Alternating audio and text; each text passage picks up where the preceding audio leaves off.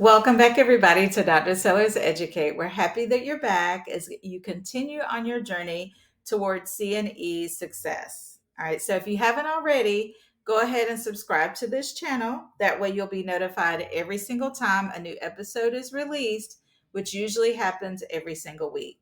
If you're returning to this channel, then you already know that we have been exploring exam analysis throughout our entire summer. And the reason why is because we take the feedback that we hear from you all very seriously. We modify our curriculum. We may even make adjustments to our quarterly plan when it comes to content that we don't want to bring to you here on our YouTube channel or on our podcast. We heard from many of you that you still had knowledge gaps related to exam analysis. Well, we're excited to share that over the past couple of weeks, we have had a 100% success rate on CNE, CNE Novice, and CNE Clinical. Okay, so that's over the past, I would say now we're probably day 8 or 9. We also heard, I guess it's been probably about 3 weeks ago, from 2 nurse educators who were not successful. Okay, and just know that we are here to support you until you are successful, no matter how long that takes. All of the content that you review and purchase here on our website, you are going to have unlimited access. Okay, so it's as many times as it takes for you to review the content. Just know that the content is refreshed every single year, okay, for our self-paced courses. And then we revise our curriculum as well based on updates that we may learn about from NLN or based on literature. Okay, so publications come out that are supported by NLN and there's a change that we need to make in our curriculum, then we do go ahead and make it. One great example is with the NLN detailed test blueprint. There were changes for the C and E that were published a few months ago. We took some time to dig into that content and we revised our curriculum based on the detailed test blueprint. Okay, and then we launched also a webinar where we invited all of our nurse educator colleagues to come and learn more about changes to the detailed test blueprint. That is, again, only for CNE. Now, for CNE Novice and CNE Clinical, there have not been changes to the detailed blueprint. However, we do know for CNE Clinical, there are now 3 choices for the correct answer for each question versus 4 choices currently for the other exams, okay? So if there are updates that we hear from NLN or from other sources that are supported by NLN, then we bring those updates to you. Go ahead and print out your study worksheet if you have not done that already. You can find that right here in the description on our YouTube channel as well as on our podcast. You want to print that out every single time you show up for any of our sessions, all right? And the reason why, there's 2 reasons. Number 1, we want you to stay focused. So whatever date you're watching this episode, we want you to go ahead and write down today's date. And then you should see an objective on that worksheet. Why are you here?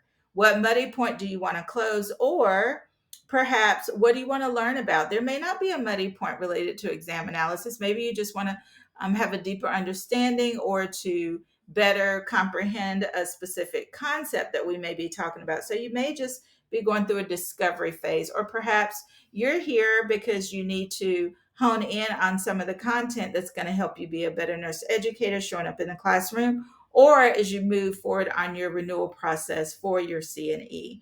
All right, so no matter what your reason is, just be clear about what your goals are and what you want to walk away with after you complete the review of this episode. The second reason is because we know that when we write information down on a document, on a piece of paper, we are more than 60% more likely to retain that information. Okay, so if you're like me and you like typing your notes, we're less likely to retain the information when we type it versus when we physically write it. That's why we have worksheets. Here at Dr. Sellers Educate, we have a study workbook that was designed based on feedback from our early adopters to make sure we were helping you close your knowledge gaps. All right, and then you also want to go ahead and pull out Billings and Halstead. We refer to this as our primary resource, our Bible, when it comes to really understanding steps that we can take to be a better nurse educator. That's why we're all here. That's why we're on this journey together. We want to get a little bit better every single day because we are committed to lifelong learning. All right, so those are our major housekeeping tips for us today. And if this is the first time you're tuning into our channel, just know there are about 6 episodes prior to this one that you want to go back and take a look at. All right, so we are wrapping up our final 5 alphabets, which will help us finish out our series of taking a look at exam analysis from A to Z. I know you were probably wondering, what are we going to use for those last few alphabets? Because they do tend to be more challenging when it comes to identifying words that start with these letters. So this is what we'll be focusing on: validity, writing, X score, Y score, and Z score. Did you know that there were such scores that were included on an exam analysis report? Well, there are.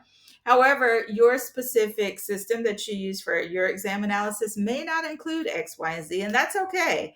All right, the most important thing that I want you to walk away with is where you can take a look at this content to have a better understanding of these concepts. Another point that I want to share is what's next. Okay, so we heard you all loud and clear, those clinical nurse educators out there. We do not want you to feel left out. So our next series of our snapshots here on our YouTube channel and on our podcast will include our focus on the lab, sim, and clinical setting.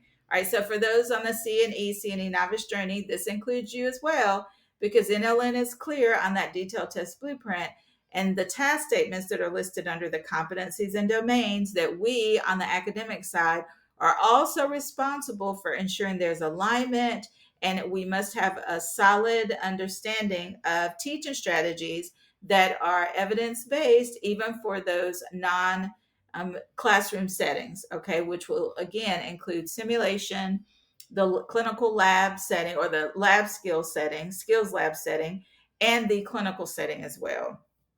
All right, so I think those are our major highlights that I want to make sure that are covered before we dive deep into our content. So what was our purpose on this journey? It was all about our ability to take the information from our exam analysis reports and be able to break down the concepts in a way that gives us a high level of confidence that we have created a valid and reliable exam. Okay, so that's what this journey has all been about, is our ability to analyze the validity of our exam scores.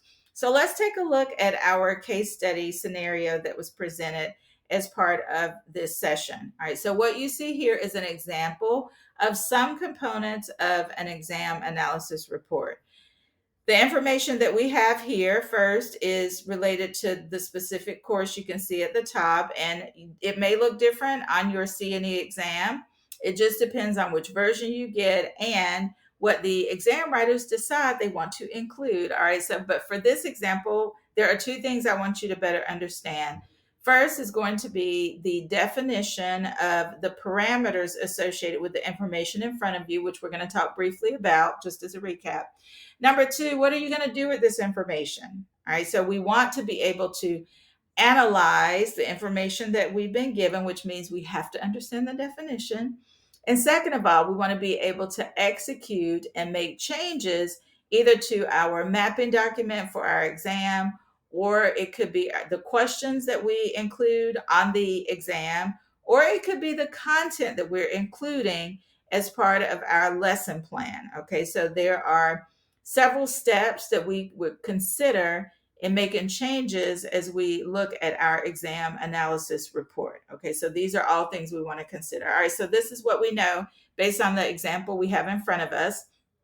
First is that there were 8 test takers. Now, what you want to think about is, what are the expectations regarding the ability to really trust the information we've been given when we have 8 test takers? All right, so we've talked previously, if this is new information for you, I want you to pull out Billings and Halstead, and you'll need to take a look in Unit 5. All right, so we're going to hone in on Chapter 25, which is a good place to start if you're just starting to look at these episodes on exam analysis A to Z. Chapter 25 is a great place to start to help you clear up any muddy points that you may have. All right, but we've talked previously about the number of test takers that are recommended in order to be able to trust the information from the exam analysis report. All right, next point of data we have with this example is total points. So a student is able to earn a total points of a total of 78 points for this specific exam. And then third, we have a p-value of 0.29. P-value tells us difficulty, right? So you want to think about, what does that 0.29 range really mean? If you need to pause here, feel free to do that and come back whenever you're ready. But you want to consider, what is that normal p-value? What does the 0.29 mean? And what am I going to do with that information? All right. And then our mean score, which is 72. Again, you want to think about, what is the definition of a mean score? What does that mean? And is that good or bad? Do I want to make changes, or is it acceptable for me to gather or determine what my next step should be based on that mean score? What is the importance of this data, and what are my next steps going to be? You can see the sign saying help.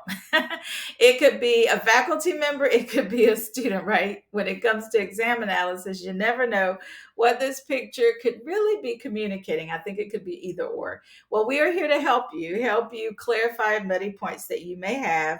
And we want you to start on page 488 in Billings and Halstead. All right, so this is going to be the focus of the content that we're going to wrap up with our series of A to Z for today.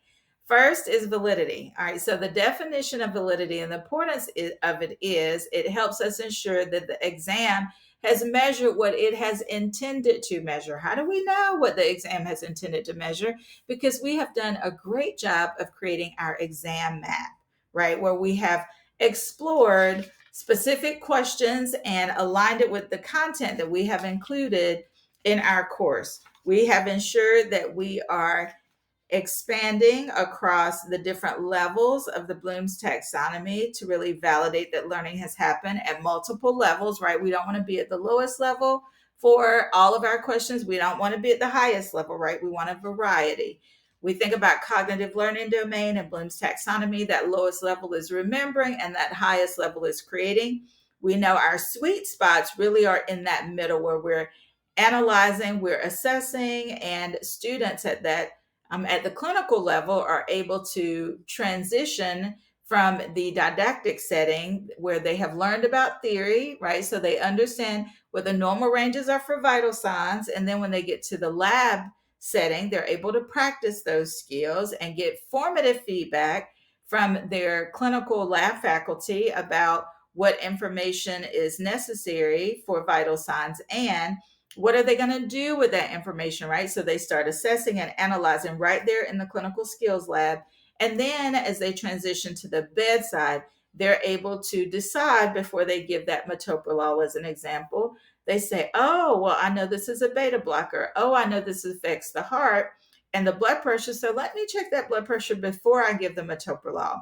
And then the goal is that they're able to pull from Tanner's clinical judgment model, where they're reflecting on information that they learned in the classroom, prior experiences perhaps, and then they're making a decision. Okay, so this systolic blood pressure is 90. Let me find out from the patient how they feel. Let me go back and look in the chart and see what their blood pressure has been trending. And let me see what else they've had for blood pressure medication. And then the nursing student is going to make a decision about what they should do, what action they should take. Again, following Tanner's clinical judgment model, they're going to gather feedback from their faculty, from the nurse taking care of the patient, even from the patient, and then they're going to make a decision about what to do next. Okay. So all of these pieces that I just talked about can indirectly affect validity of an exam. When we do a good job mapping the exam, we know that we have already covered normal vital signs. We know we've already covered, as an example, the scenario I just gave, what students should do whenever they're faced with giving a cardiac med and patients are not, their vital signs are not normal, right? So we know from our mapping document that students have already been introduced at that lowest level, right? And we have scaffolded their learning because they're now assessing and analyzing. So if we have a scenario on our exam, we would expect students to be able to answer that question correctly. All right, and then we're going to use X, Y, and Z scores to analyze student performance and identify areas for improvement. So there are formulas associated with X, Y, and Z. And if you take a look in Billings and Halstead, you're going to turn to page 4 88, and this is where you're going to see standard deviation, normal curve, standard error of measurement, and standardized scores. Okay, and then it carries over to page 489. X, Y, and Z is detailed out in these pages. We're going to briefly talk about them to stay within our time frame for this snapshot. But what you want to do is spend some time. If this is a muddy point for you, I want you to plan as you debrief after you watch this episode in full. I want you to plan some debriefing time and looking at the pages 488 and 489.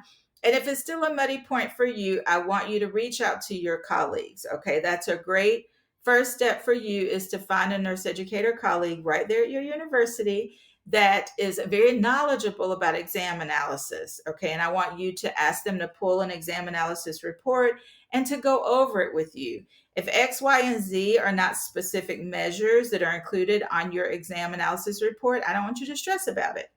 And if you have other questions, reach out to us. Or if you don't have a nurse educator colleague at your university, that's okay too. We are here to support you. We have a monthly boot camp, and we have a series that actually offers 2 sessions per month that will provide more in-depth review of content, specifically on exam analysis.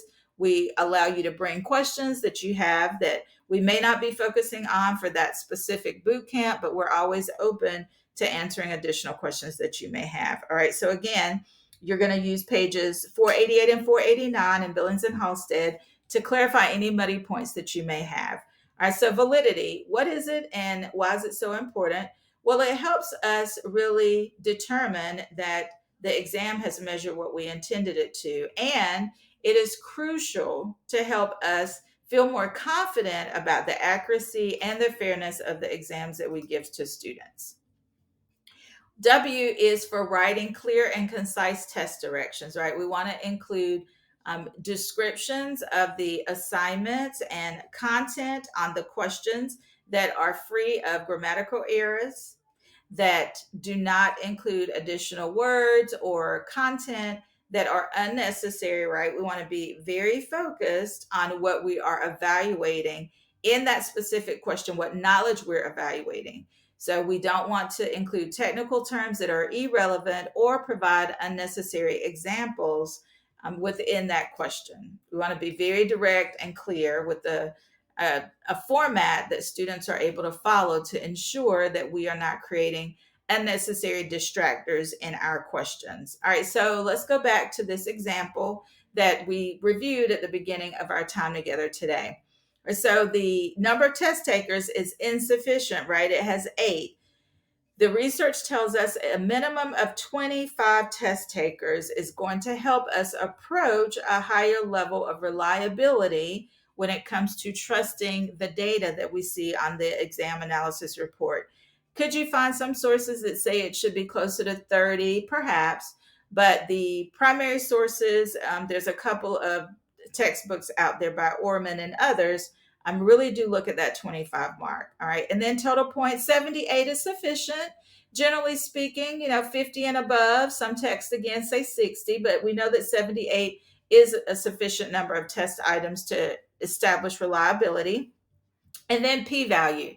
0.29 means that only 29% of students answered that question correctly. So that means it was a highly difficult test or answered this specific exam question or exam correctly. All right, so that means it's a highly difficult test. Remember that p-value, you can get data referring to the actual exam, so the exam overall, and each individual question, okay? And then the mean score, the average score on test, 72%, which says that it fell below identified passing score and further analysis is required. And you may say, well, we didn't know if passing score was 72 or 78. Well, that's a valid point. However, what you want to think about is the data that you're given and try to focus on the parameters that you have learned about within Billings and Halstead. Okay, and generally speaking, for a nursing exam, it's going to be between 76 and 78% that are the minimum scores needed for passing. Okay, and what you want to think about too on the questions for the CNE exam, and more than likely you would have been given the minimum passing score. Okay, it's just the example that we have that you didn't have the passing score. But the other consideration you want to think about is to hone in on what the question is asking you and what content have you been given in the actual question. We don't want to make up information. You only want to use the information that you are given. Okay. X score is next. How is it calculated? An X score, also known as a Z score, measures the number of standard deviations a value is from the mean. It is calculated by X. X equals score minus mean. So whatever the student's score is, minus the mean that is reported on the analysis data, and then it's divided by standard deviation. Okay, so on page 488, what I want to bring to your attention is the definition of standard deviation. It is the best score of variability. Okay. And most computer scoring programs provide the standard deviation of the scores with the results. And then you see normal curve. For normal curve, and that's the next section, 68% of scores will fall within plus or minus one standard deviation of the mean, and 95% of the scores, because we're going broader, are going to fall within that two standard deviation plus or minus. Okay. So that's what you want to think about when it comes to the X score. And then you see further down the standardized score section. It talks about exactly that the Z score and the X score can be calculated based on an equation. Okay, so let's keep going and looking at the Y score. So it is a standardized score that's used in exam analysis to ensure, again, the validity of the X, okay, or the validity of the results. It is based on, or is calculated based on the X, the Y, and the Z score. So they all work together. The Y score takes into account the difficulty of the test, going back to, you guessed it if you said p-value, right? Difficulty, we just looked at that in the example. It helps ensure the test results are accurate and they actually reflect the test taker's ability.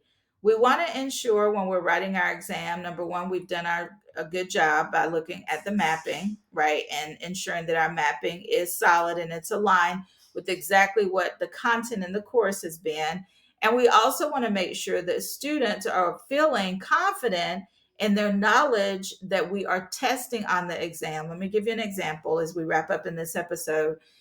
Is if a student that we have in the class scores well on the exam, but we hear feedback from the clinical faculty or even from the lab faculty that they're just not performing at the level of meets minimum expectations, that's a red flag, right? So then we have to question, are we integrating enough clinical content into our exam questions to help bridge that theory practice gap? Are we integrating enough case studies, unfolding case studies, and desktop simulations in the didactic portion of our courses to help better prepare our students for the clinical setting? Okay. And the answer may be that there's a pattern, right, with several students having this gap. But what we want to do is explore the X, Y, and Z scores in our analysis data, if we have it available, to really determine if the exam is valid, okay, and if it's testing the information and the content that we're expecting it to. And you may ask yourself, am I really going to need to know X, Y, and Z for the C&E exam? You may. We don't know for sure because we don't ask questions after our educators are successful on the exam. We maintain the integrity of the exam, so we don't ask those questions. We just know that on the exam blueprint, there is an expectation that we are able to conduct an exam analysis, okay, to determine whether or not we have developed a valid and reliable exam. And XYZ scores are just another measure to help us take a deeper dive in determining yes or no if that has happened. And then last is our Z score. It's a statistical measure that tells us how many standard deviations a given data point is from the mean. It is calculated by subtracting the mean from the data point and dividing the result by standard deviation.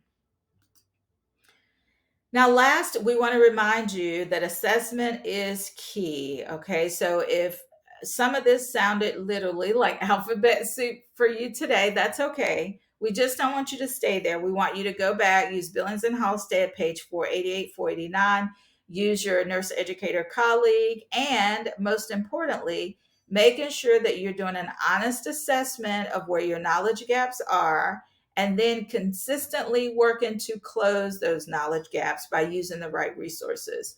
One of those resources is our exam analysis assessment. You see the QR code on our screen. It's also listed in the description. Make sure that you do this analysis so you can determine if you have muddy points and where exactly those are. Okay, assessment is key. We know we talk about it in nursing school, and it's very relevant across all specialties in nursing. Assessment is the first step. Congratulations. Give yourselves a round of applause. You have now completed exam analysis A to Z. We hope this journey has been helpful for you, and we look forward to seeing you in our next episode. Contact us if you have questions, info@drsellerseducate.com, and you can find all of our programs and resources over on our website at drsellerseducate.com.